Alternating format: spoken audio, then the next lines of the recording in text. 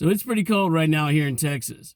This morning I was getting ready for a Zoom call for our men's group, and my lovely wife comes in and says, "Hey, it's 7 degrees outside." I said, "Yeah, it's cold."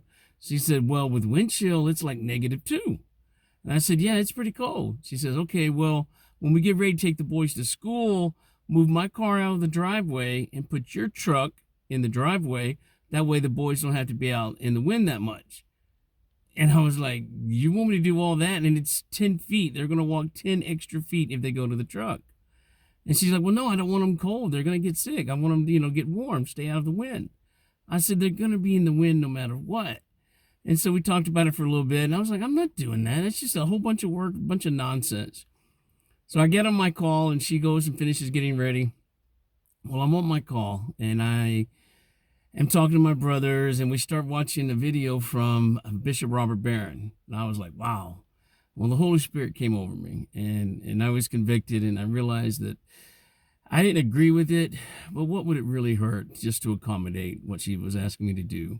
So when my conference call ended, I went in there and I told my wife, I said, "Look, I don't think it's necessary, but if you really do, then I'll move everything around and get it going." And she's like, "Yes, I would really, really like that." So I was like, "Okay." So I did all the moving around, and we take the boys out, and I have to be honest, there was a lot less wind by moving the truck. And thankfully, I'm married to a godly woman, and she didn't say, "Na na na na, I told you so." She did say, "Hey, it's not as windy here." And I was like, "Yeah, you're right. You're absolutely right." Proverbs 31, 10 to 11. "Who can find a woman of worth? Far beyond jewels is her value. Her husband trust her judgment. He does not lack income." Now, it didn't bother anything for me to go and move the vehicles around. It was a little extra work for me. But she was worried about her children. She was being a godly mother. And she came to me, her husband, and asked that I accommodate her request. And I trust her judgment. And I shouldn't have waited as long as I did. But she was glad. My children were safe. And I scored a couple extra brownie points, and I burned through those pretty quick. So any chance I get to score some, I really need to.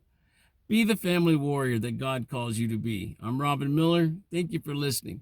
If you enjoy our content, please like, subscribe, and share. God bless.